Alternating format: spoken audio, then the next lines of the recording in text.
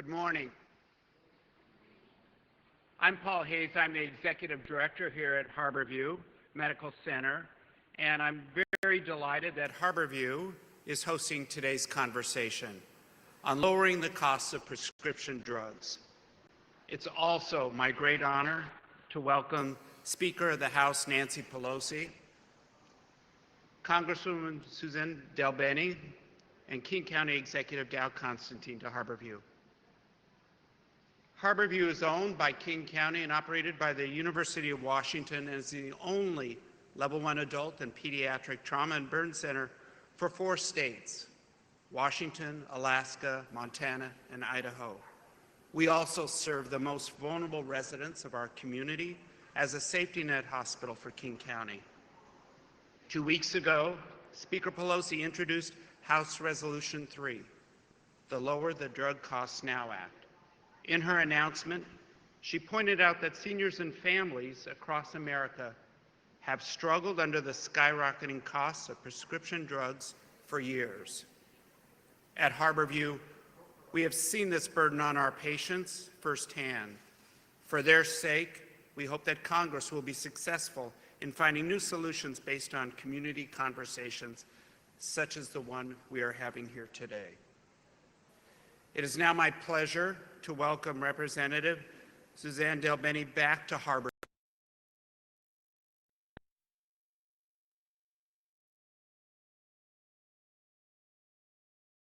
Congress, she has been a leader in fostering innovation, medical research, and she's helped lead efforts to increase NIH funding.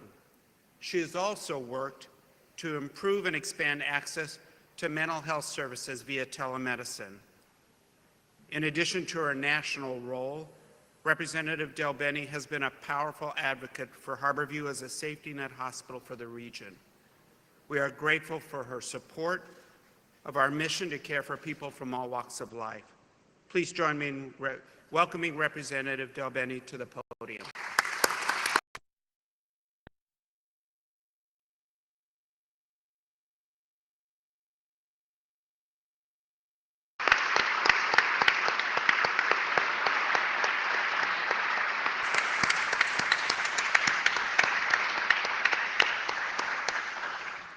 Well, good morning. I'm King County Executive Dow Constantine, and I am honored to be able to introduce to you Representative Nancy Pelosi, the Speaker of the United States House of Representatives, and I'm obligated to remind you, Progressive Seattle, the first woman to serve in that role.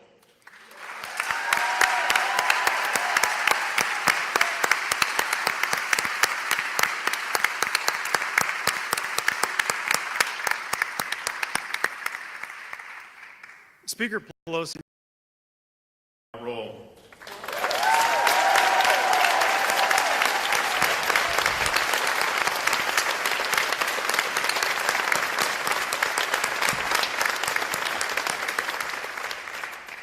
Speaker Pelosi, we applaud you for your leadership on so many issues of critical importance. In particular today, I want to thank you for shining a light on the urgent need to lower prescription drug prices. As the 13th largest employer in the state of Washington, one of the greatest challenges King County faces is the high and rising cost of health care.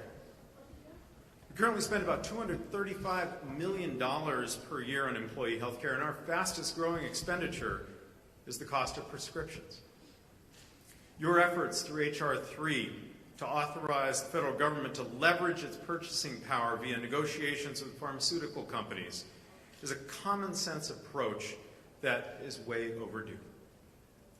And it's just part of your consistent leadership in pushing for the Affordable Care Act, which has enabled King County to reduce the uninsured rate by more than 50% in this county. Thank you.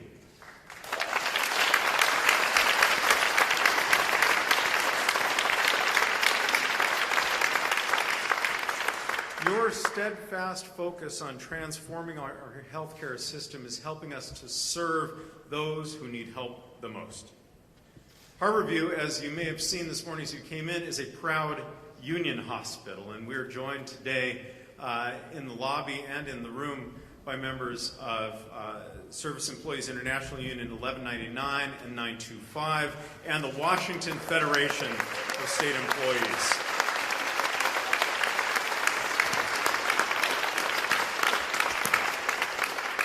They wanted to thank you, and we wanted to thank them for their dedication to our patients and to the King County community. Ladies and gentlemen, please join me in welcoming the Speaker of the United States House of Representatives, Nancy Pelosi.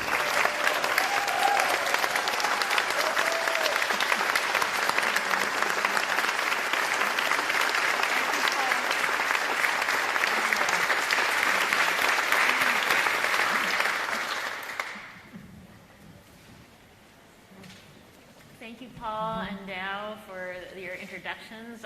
Thank you to everyone at Harborview for hosting us today. Thank you all for being here.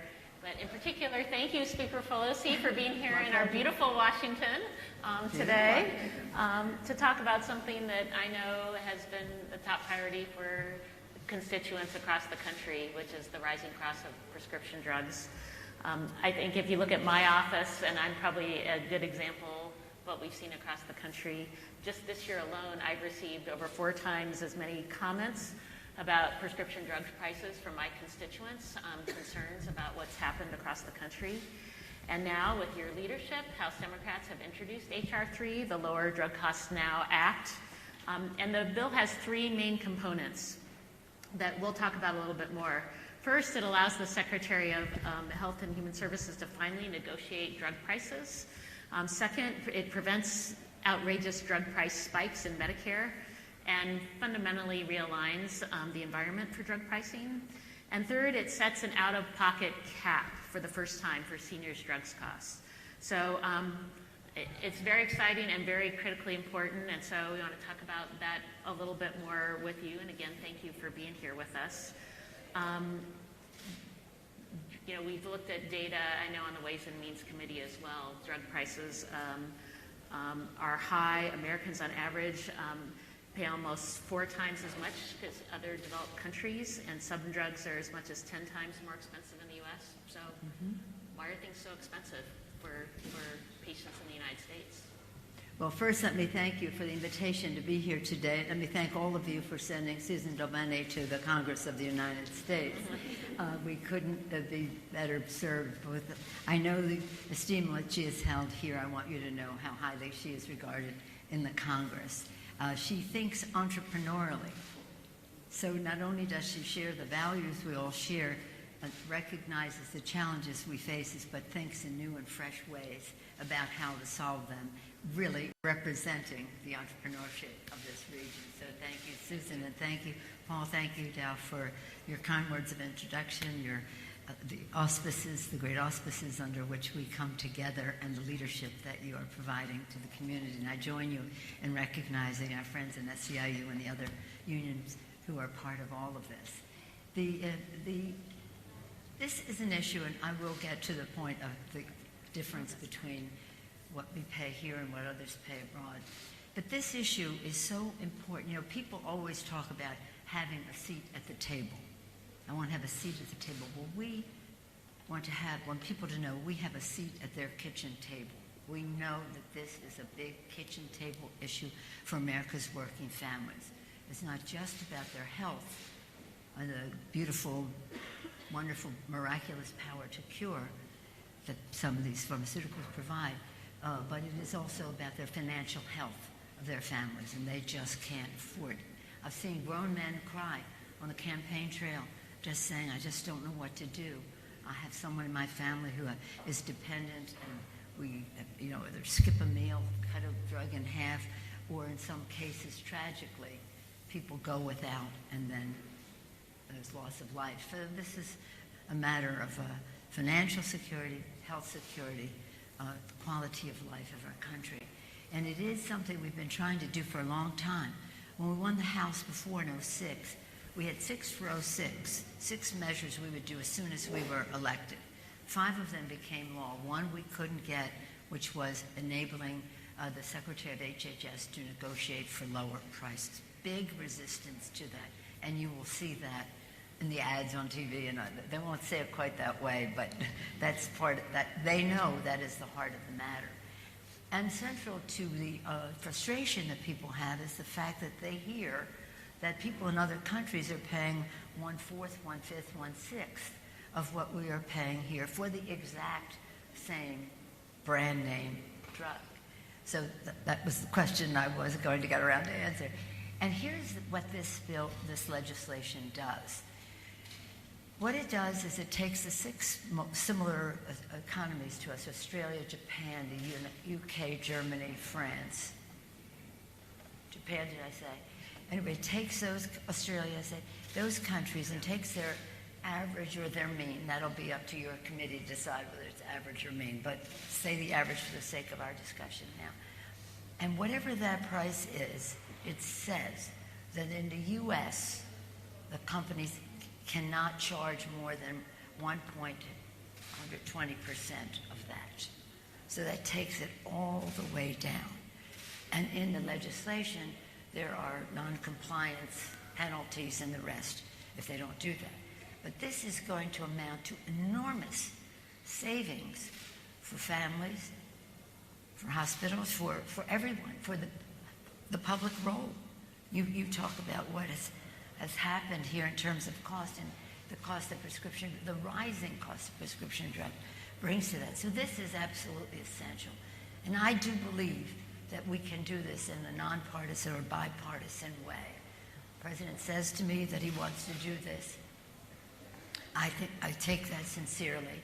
This was part of our agenda in the 2018 election for the people. We would lower the cost of health care, lower the cost of prescription drugs, as was mentioned. So this is something that we think we can do working together. We have good, shall we say, indications from the administration that the nature of the legislation is consistent with what they have indicated they might be supportive of. There are other considerations that have entered the situation. So in any event, we think public sentiment is everything, and our members across the country are having events about this subject over this district work period. I'm sure that none of them is as wonderful as the one we are having here because of Susan and because of all of you. And to the University of Washington, you know, we have the University of California, San Francisco. I'm from Baltimore, Johns Hopkins. So there's kind of like a little, I don't want to say competition, but friendly. And University of Washington got way ahead of everybody when Senator Magnuson, excellent work in recognizing the important work that you do here, because the NIH is very important to all of this, about the extramural granting from the National Institutes of Health to institutions of excellence is so important too. So thank you all for what you have done. I consider this a very important.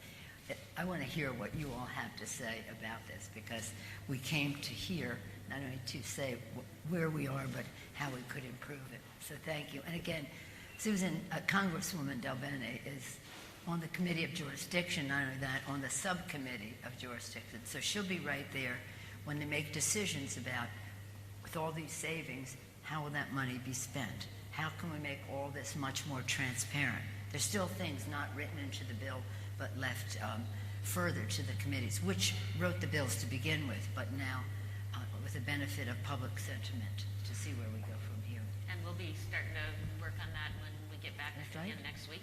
Right away. You talked about negotiating the most expensive drugs that don't have competition would be negotiated, and you said that the maximum price would be 120% of this international average. But that won't just apply to Medicare, so I wonder if you'd talk about how that will impact everyone's drug prices. Well, thank you for that question. And when we, in an earlier time when we were doing the 6406, we were saying that negotiate the price of prescription drugs for Medicare, because that would reduce the public money and the impact on seniors in this.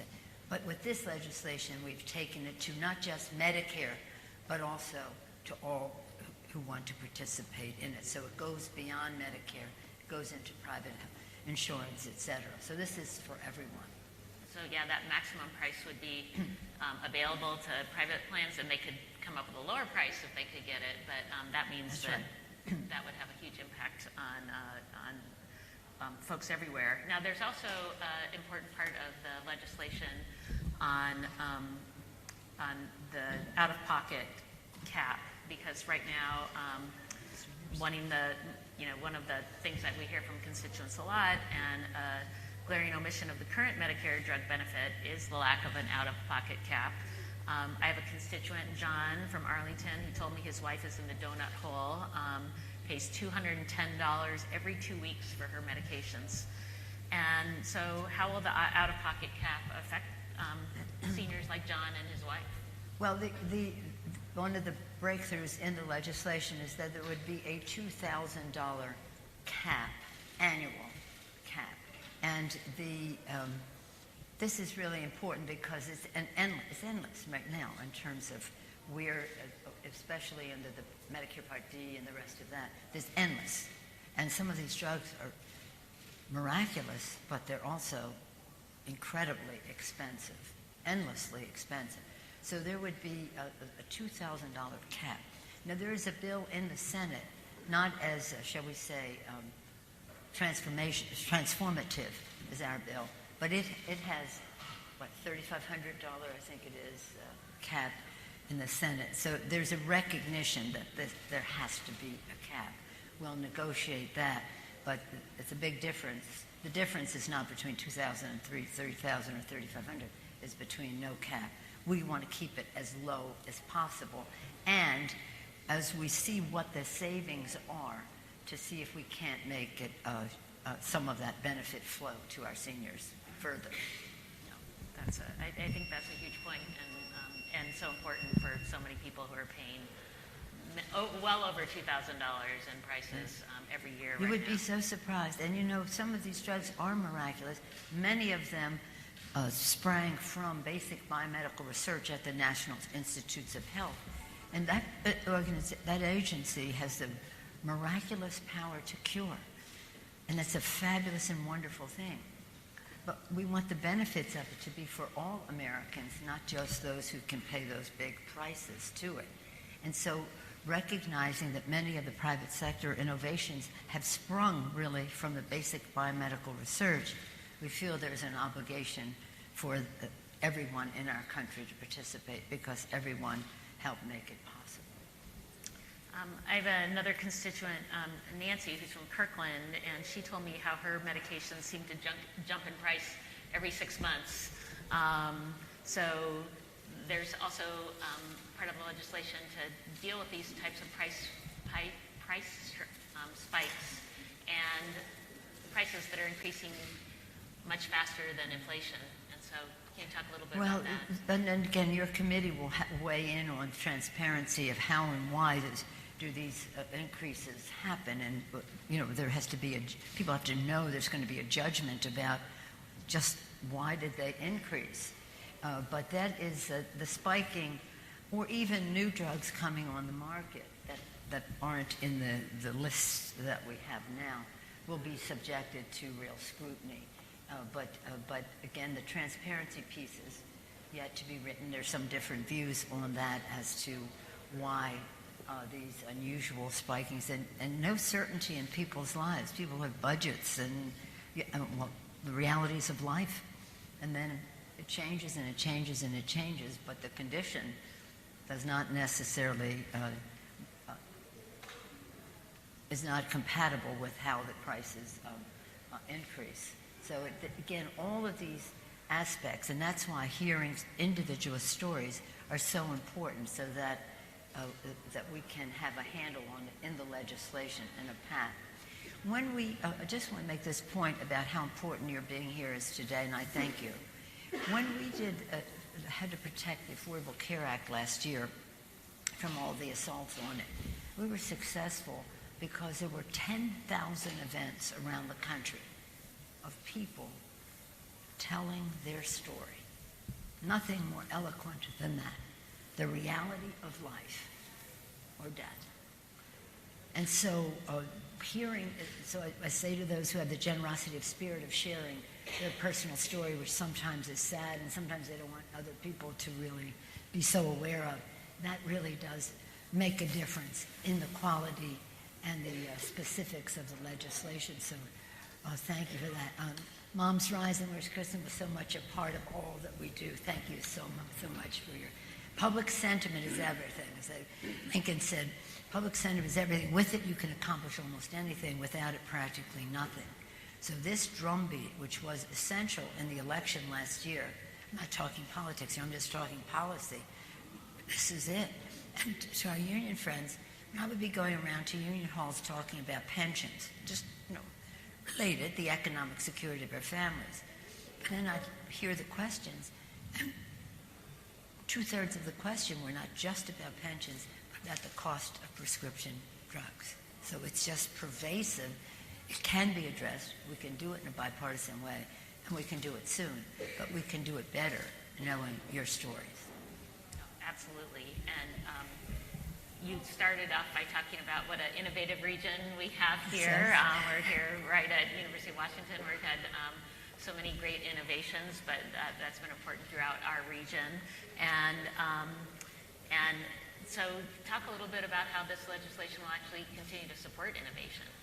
Well, one of the ads that I've seen on TV on the attack on this, I've said, it's going to hurt innovation. No, it's not going to hurt innovation. In fact, one of the kinds of, some of the unease we have had about how these prices have come to be is that... Move your mic, they're having trouble hearing you, I think. Do I have to use my mother of five voice? I don't do that. Is it working now? Okay. One of our concerns about some in the industry, not to paint everyone with the same brush, is that they were spending more money on advertising than they were on research. And yet they were using research as the reason they had to charge us so much. And basically, the U.S. Consumer, a patient, was subsidizing all these overseas lower prices. It just wasn't right and it wasn't justified. And we do recognize the power of research. Again, the biblical power to cure, discovery, illuminations, inventions. That's so exciting. And but nonetheless, we have to have it be fair in terms of we as taxpayers are paying for much of the original basic biomedical research. And when the companies say that it's going to deter innovation, no, quite the opposite. We will have savings that we can reinvest into innovation that benefits everyone and not just the bottom line of a pharmaceutical industry. But if you saw the figures of what they spend on advertising versus, not all, but many, on advertising, you think, and of course the advertising just increases the demand. I want that one, right? I could get a generic, but I want the one I saw on TV, so everybody pays more. Yeah, I started my career doing biomedical research, and she's so great. The investment that we make has been incredible in leading to the breakthroughs that we've seen, and that a lot of that research happening here in our region too. So if we have savings, that's more money potentially for NIH, but also more money that we can invest, for example, in Medicare, other places to help patients. But do you also think this could have an impact on premiums that folks are paying if drug prices are lower? Well, before we go away from Medicare for a second, one of the probably first items on the agenda, the stiff competition for what's first on the agenda, is that we could possibly expand the benefits for Medicare, maybe dental, hearing, visual, and that would be a great thing if we could improve the benefit package of Medicare. And that probably is standing first in line in terms of some AARP supports the bill. So many organizations support the bill that, shall we say, represent those who would be interested in those benefits. Increase the benefits for Medicare, Medicaid, the investments in innovation, lower cost, just lower cost to the public sector, to the individual, and we'll see how that might affect premiums, but we do have to address the out-of-pocket, whatever it is, whether it's premiums, whether it's drugs, whatever it is, the out-of-pocket has to be addressed. And so when we talk about expanding, and Mr. Executive, you talked about expanding, and Paul, the access to care in this region, and that's really important. I mean, we're so proud of that. In addition, though, what we did for, say, the 150 million families who already had insurance was to increase their benefits. No pre-existing condition as a barrier to care, no lifetime limits or annual limits in terms of what their benefits would be, their insurance would cover. And that was very important as well. But there's still the out-of-pocket issue that in many manifestations of how people participate in the health, in their health and well-being, and we have to try to lower that. Well, I want to hear from some of our folks. We have some folks here who have been impacted and have some questions for you. So we're going to start with Dana from Kenmore. We have a mic that we can give to her. Oh, Dana. Oh, there you are. I was looking over here for you. Hi, Dana. And just introduce yourself, and thanks for being here, too. Is this on? Oh, there we go. My name's Dana Van Buchen, and I was diagnosed with type 1 diabetes almost 13 years ago, just out of college. Back when I was first diagnosed, my monthly insulin cost was about $75, and I'm still using the same dose, still using the same brand of insulin, but my monthly cost is now over $600. That's a 700% price increase for a medicine that's not optional for me. So if I stop taking insulin, I'll live a few weeks, maybe a few months, but not long. So I also work as a CDE, or a diabetes educator, and I can tell you that many of my own patients are skipping doses or rationing insulin because they can't afford the medication. That causes increasing blood sugar levels, puts them at risk for things like kidney failure, blindness, amputation, nerve damage. So my question is, does this bill address insulin pricing? And if so, what does it do to stop prices from continuing to increase for people like myself?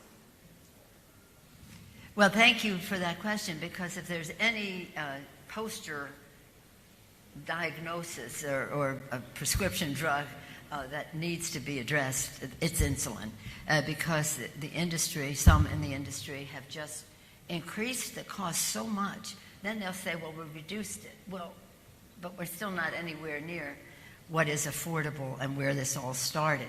So no, insulin is very much a part of the negotiation, and it affects so many people. And while we're on the subject, I want to congratulate, I heard today this was the first dialysis center in the country. It's right here, so congratulations on that. Hopefully we don't get to that point. Not you don't get that, but just related. But nonetheless, no, thank you for your question. It affects so many people in our country.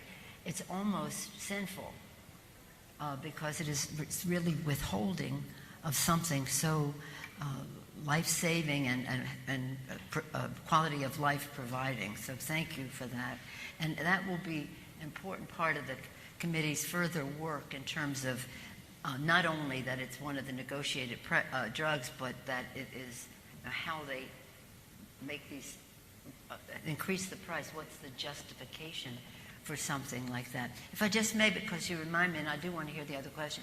The number of, there are so many drugs, but what the bill strives to do is to do the most expensive ones that affect the most people.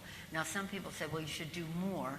And again, with the savings, what we'd like to do is expand the capacity of the department's ability, their capacity to do even more drugs again and again. But it will have an impact immediately in a very big way. Yeah, the bill specifically calls out insulin, too, because we know it's so important. It so, really is. It's the poster thank child. you. Thank you. Thank you. Our next question is from Genesis. Genesis, who I got to meet with her amazing son, who she's going to tell you about. And so Genesis is from Snohomish. So thanks again for being first. And we talked a lot about the Affordable Care Act early on and the impact that had on her family, and now how important this bill is. So Genesis, thanks. The Affordable Care Act is huge. So my name is Genesis Avalos. I am a registered nurse, a board member of the Bleeding Disorder Foundation of Washington. Hold the mic. Yeah. And most importantly, the mother of Sammy. So Sammy was born with severe hemophilia A. It is a blood clotting disorder that can lead to life-threatening bleeding. To treat this disease, we infuse IV clotting factor into his chest part and also do a subcutaneous injection every week. Sammy's only 5 years old right now, and we've easily spent over $2.5 million on his medication, not including the rest of his care, with no end in sight because there is no cure for this disease. So we're so grateful for the Affordable Care Act because it has allowed us to maintain our private health insurance without worrying about the lifetime maximum and the complicating situation of pre-existing disease.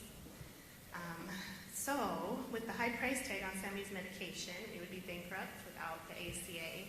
And with that high price tag, his disease is so rare that we do not see the volume of patients. And so I know HR 3 will only negotiate about 250 medications a year.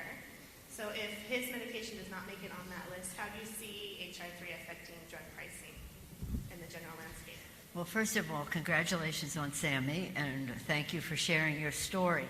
And in the course of the Affordable Care Act, and both passing it and saving it, moms, dads, little lobbyists, children, the children's stories were the most compelling because some were born with a pre-existing condition, which means a lifetime of pre-existing is therefore being prevented from getting the care they need until the Affordable Care Act. So thank you for your recognition of that. One of the possibilities of the savings that we are advocating for is that there would be how else can I say this graciously, a pot of money that would be for investments to be made in what we call orphan drugs, that where not that many people are affected, but the people who are affected in a prohibitive way in terms of cost. So that, again, that's one of the considerations in the legislation yet to be, but that would be, again, Medicare improvements, investments in innovation, some maybe even, we talked earlier about community health centers getting some of the benefit, as well as these low population but big drug bills that we could invest there for that. And let me just say that there's going to be, we don't have our CBO, our Congressional Budget Office score, but we think there's going to be big savings.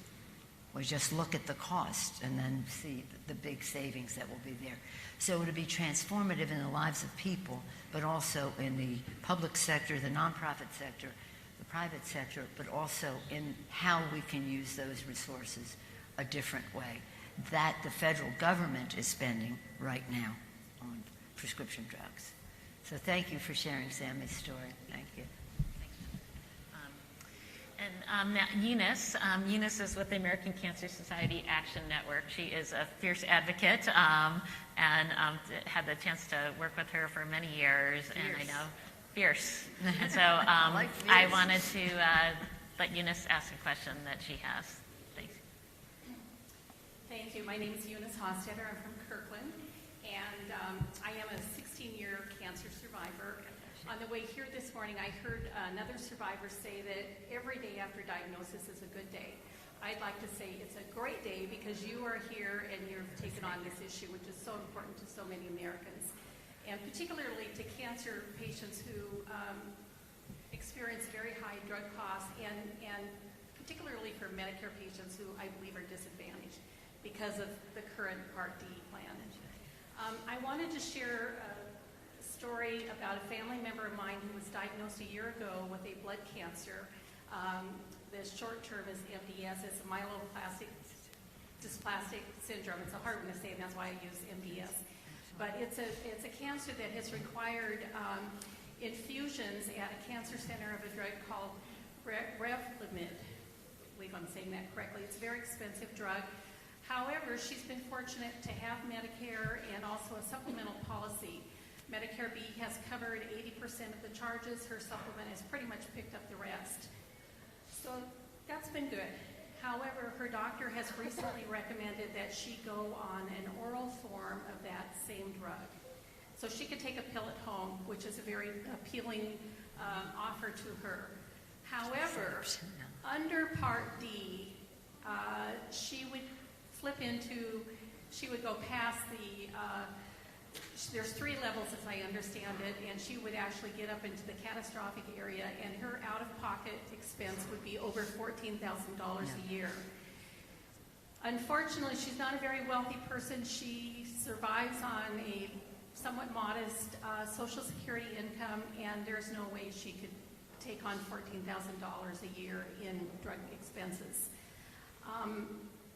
So we're very heartened by this proposal. If this law passes and the cap becomes $2,000, I think the convenience of taking a pill rather than making frequent trips to an infusion center would be very appealing.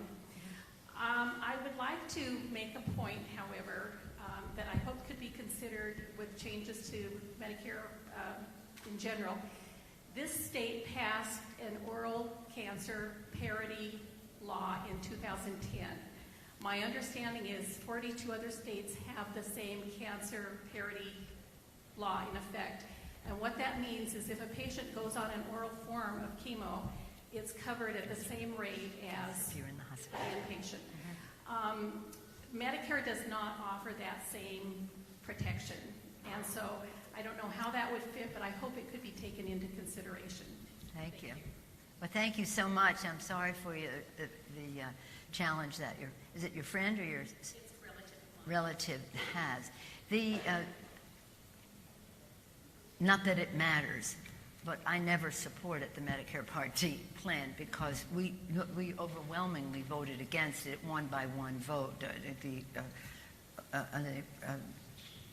President Bush was president, and they had to wait all night until he got up to get him to persuade one or more person to vote for it. But in my view, it is a cause of some of the challenges that we face now because it gave away the store to the pharmaceutical industry under the guise of helping seniors. And what seniors get stuck with, this endless catastrophic cost. So that's what we want to address here. The interesting what you're suggesting is about Medicare, that it makes all the sense in the world. Wouldn't you agree? That if they can stay home and take it, and it should be at this, at a savings rather than just having to have it be inpatient. But we'll see how we can work that in.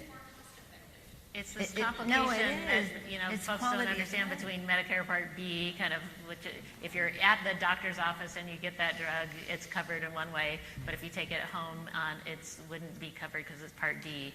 So the out-of-pocket cap would mean that there would be a $2,000 cap, which would help a great deal versus I think you said $11,000 that she would pay, or $14,000. But your point also on what's happening with states too is also a very good point. Suffice to say, we're praying for everyone. In Washington, though, and where we are, it's like faith or science, and we're saying no, we don't have to make that choice. Science is an answer to our prayers. So.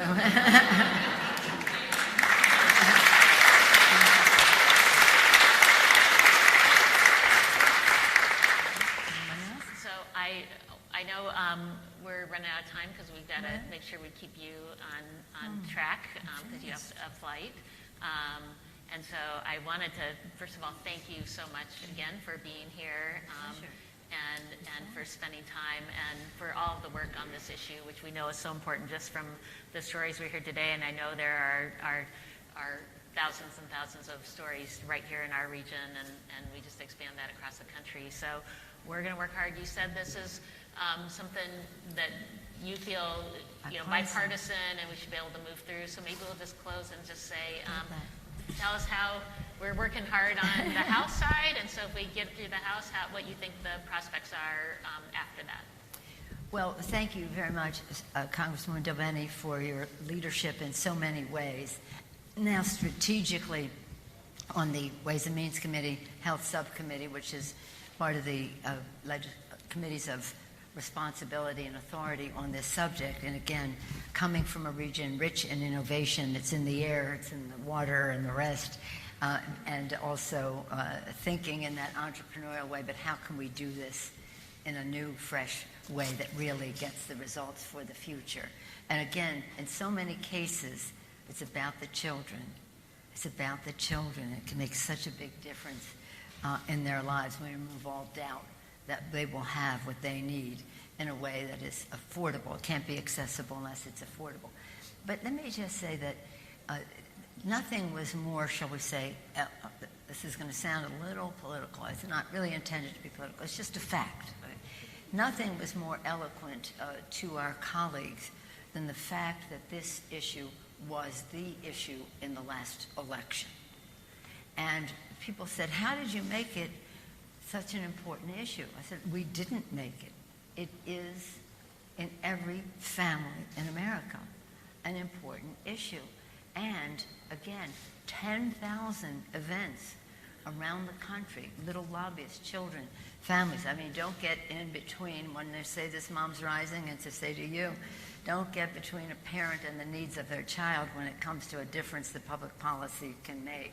So all of that was so, President Lincoln, so eloquent and that sentiment, and that's why I think everybody there heard about it. It was part of our agenda. That was our For the People agenda, lower the cost of prescription drugs, boom, like wildfire. It's still, because the problem hasn't gone away. Just because we won and everybody made that statement, the problem hasn't gone away. Obviously, we still have to get that done.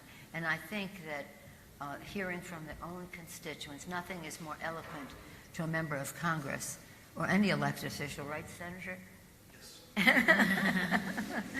And thank you. I saw you shaking your head when you talked about the outpatient parity there.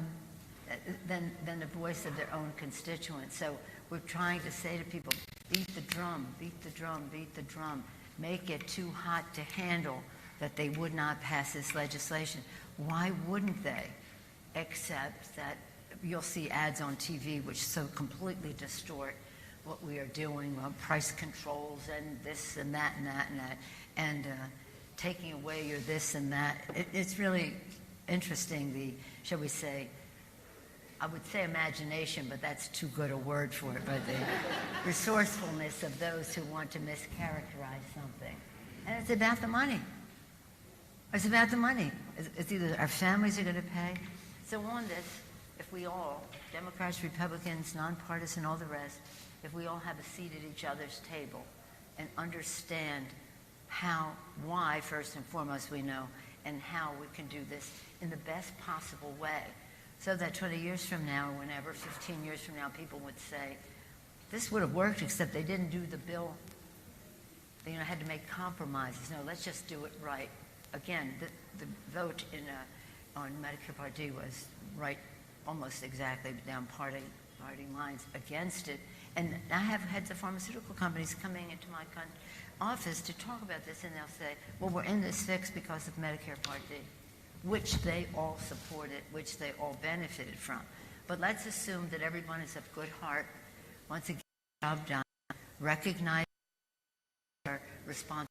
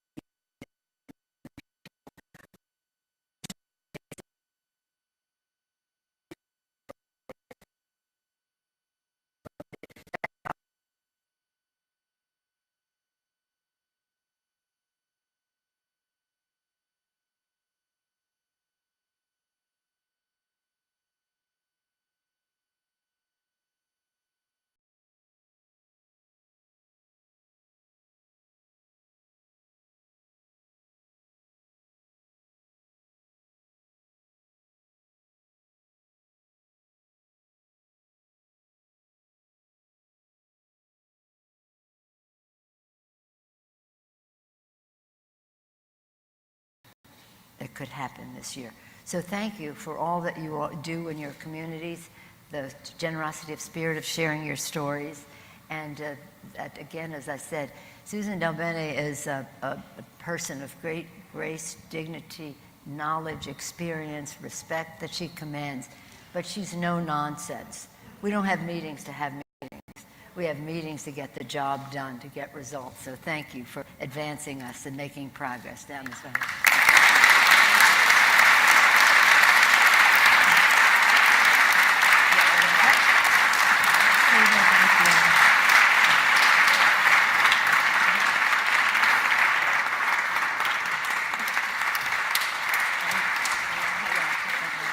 Thank you for sharing your story.